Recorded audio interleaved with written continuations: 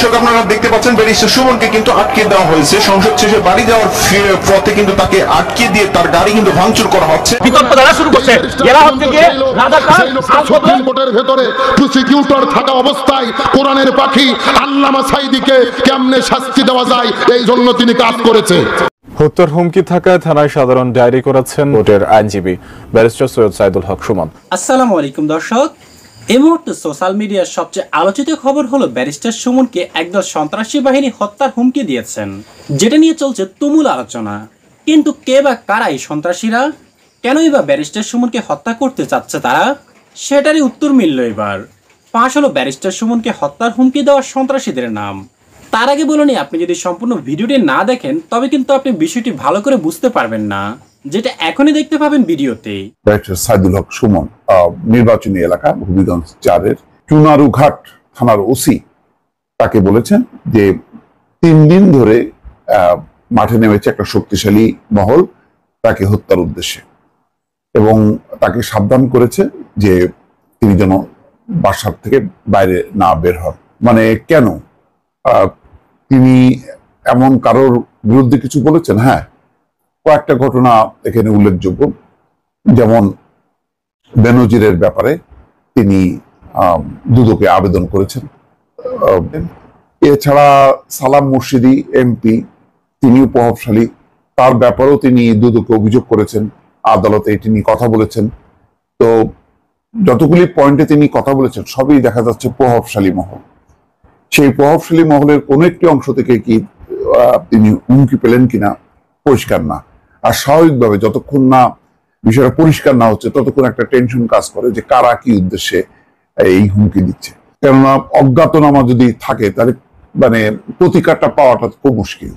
তো এখন সরকারের দায়িত্ব, যেহেতু তিনি এমপি, যে কারা হুমকি দিচ্ছে সেই হুমকির সূত্র ধরে তাদেরকে বের করা এবং তাদেরকে উন্মোচিত করা, আইনের আওতায় আনা। সেটা যদি না করা হয় তাহলে সবসময় একটা মানসিক চাপের মধ্যে থাকবেন ব্যারিস্টার সাইদুল হক সুমন। তার মানে কি ব্যারিস্টার সাইদুল হক সুমন যে মুক্তভাবে বিভিন্ন বিষয়ে কথা বলেন, সেই কথা বলা কি তিনি বন্ধ করবেন? এবং কথা বলা বন্ধ করার উদ্দেশ্যেই কি এরকম একটি ঘটনা হলো কিনা?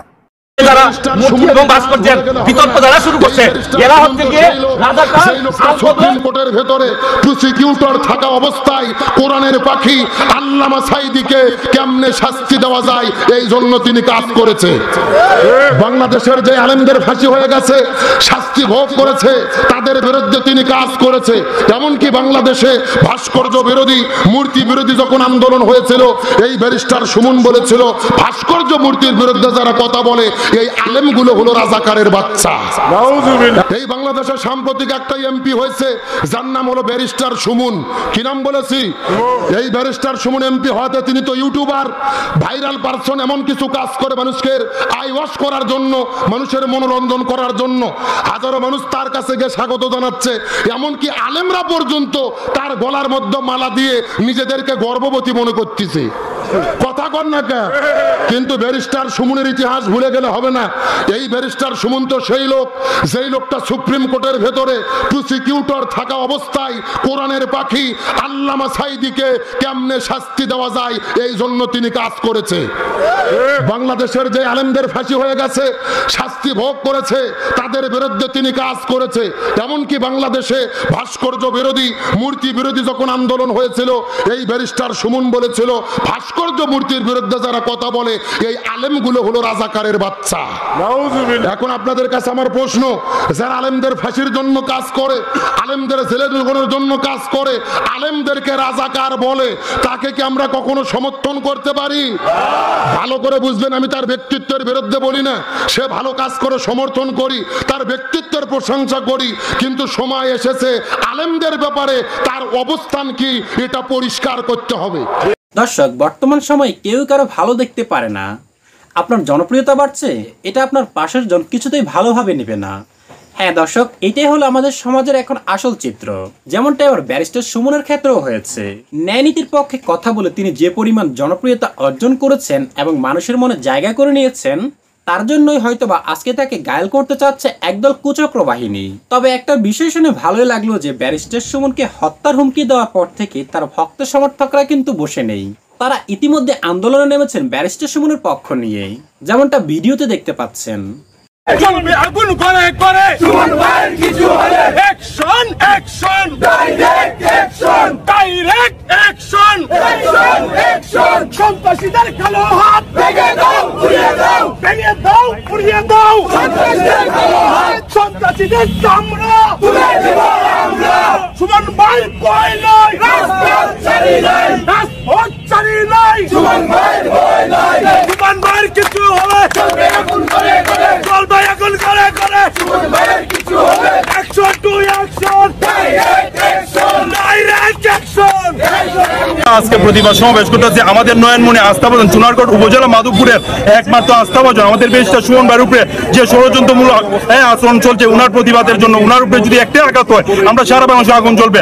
যে দুষ্কৃতিকারীরা এই হুমকি দিয়েছে তাদেরকে ধরে এনে আইনের আওতায় এনে সুষ্ঠু বিচার দেওয়ার জন্য এবং বিচার করার জন্য আমি দাবি জানাচ্ছি। আপনারা হয়তো জানেন যে বাংলাদেশ স্বাধীন হওয়ার পর থেকে কিন্তু এই পর্যন্ত 16 জন রানিং এমপিকে হত্যা করেছে এবং রানিং কিছুদিন আগেও কিন্তু ঝিনাইদহের বর্তমান এমপি আনারকে হত্যা করা হয়েছে। এইভাবে যদি দুর্নীতিবাজদের বিরুদ্ধে কথা বলার কারণে আপনার আমার উপর হত্যার হুমকি আসে বা ভয়ভীতি দেখানো হয় তাহলে এই বাংলাদেশের দুর্নীতিবাজদের বিরুদ্ধে কেউ কথা বলবে না।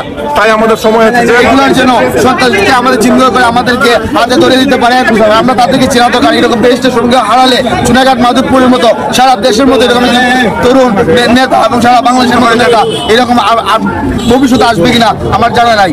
আজকের এই মাঠের মনে যারা আমার লাইভে দেখছেন সবাই সবার জায়গা থেকে নিজ উপজেলা থেকে যে জায়গাতে পারেন, নিজ ইউনিয়ন থেকে, নিজ ওয়ার্ড থেকে, নিজের যে জায়গাতে আছেন, শুধু চুনাঘাট নয় সারা দেশ থেকে আপনি প্রতিবাদ করে তুলুন। এই প্রতিবাদে হবে আগামী এই বাংলাদেশ দুর্নীতি মুক্ত এবং এই সন্ত্রাস মুক্ত একটি সোনার বাংলাদেশ। তাহলে দর্শক আপনার কি মনে হয় কারা হতে পারে কুচক্র বাহিনী যারা ব্যারিস্টার সুমনকে ঘায়েল করতে চাচ্ছেন? দর্শক কমেন্ট করে জানিয়ে দিন এ বিষয়ে আপনার মূল্যবান মতামতটি।